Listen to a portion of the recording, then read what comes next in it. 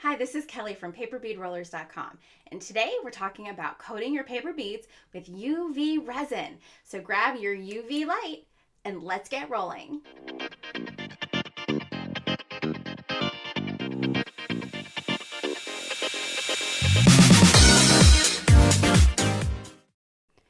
This video is a continuation of my series on paper bead glazing. I'm trying several different glaze options, and at the end, I'll do a comparison video to see how they all fare against each other. Now the supplies that you'll need are some UV resin that is the hard type, a paintbrush, a UV light. Now this is a UV flashlight, but you can buy all styles of UV lights, and a skewer or something that will hold your bead.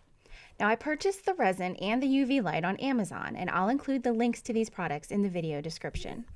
Unlike regular two-part resin, which has to be mixed together, UV resin is pre-mixed. This means I can apply it directly from the bottle onto my bead. Now because this stuff is more expensive than the other glazes, I'm going to do that so that I don't waste any.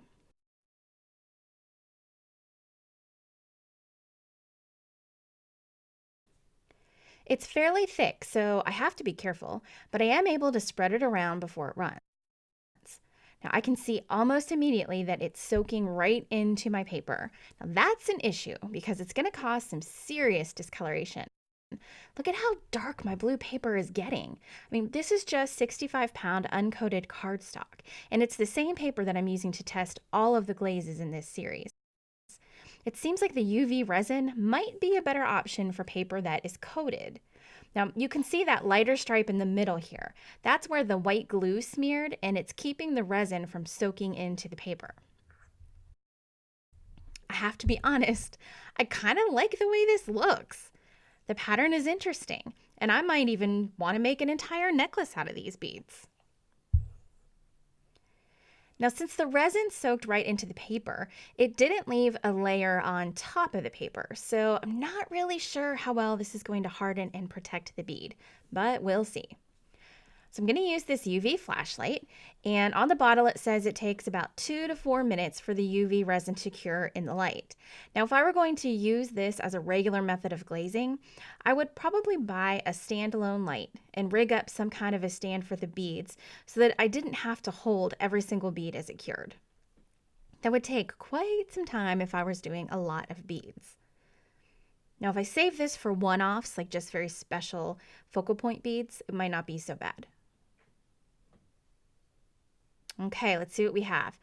Well, it definitely darkened the color, and this bead is not super shiny. You can tell that there's a coat of something on there, but it's not super obvious.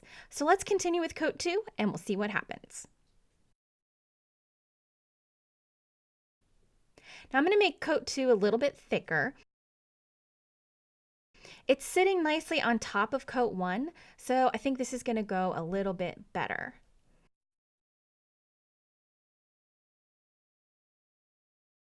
Now the good thing about resin is that it's very thick and it's meant to spread out and fill in all of the holes and ridges and things.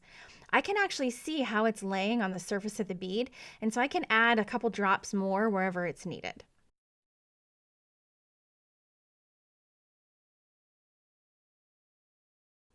Okay, 2 minutes under the light and we'll see what happens.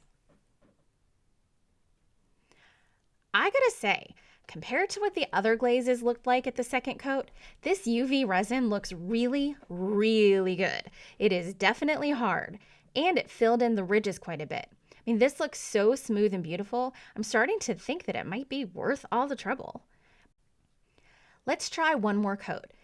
It's going on very smoothly, and I'm making sure I'm putting enough on that it will spread out, but not so much that it starts to drip.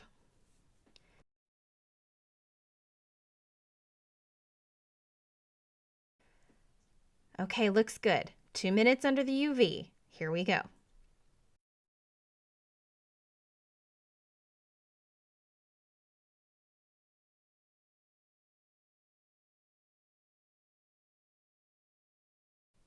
Wow, this is amazing. It's dry, it's hard, and it's gorgeous. This is the smoothest, glassiest bead I've gotten out of the entire glaze experiment. So the downfall of this method is the way it soaks into the paper and changes the color. So let's see what we can do about that.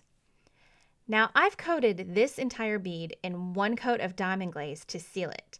Now I'm going to put the resin over it and we'll see if that keeps the color from changing.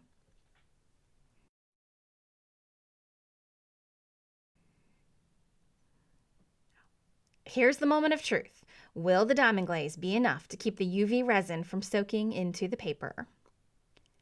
And it looks like it's working. Excellent.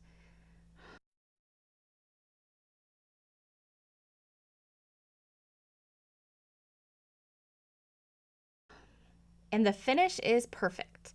I don't even need a second coat. So what's the verdict? Well, the UV resin is a little time consuming to apply, but it provides such a beautiful, hard, glassy finish like nothing else I've ever tried.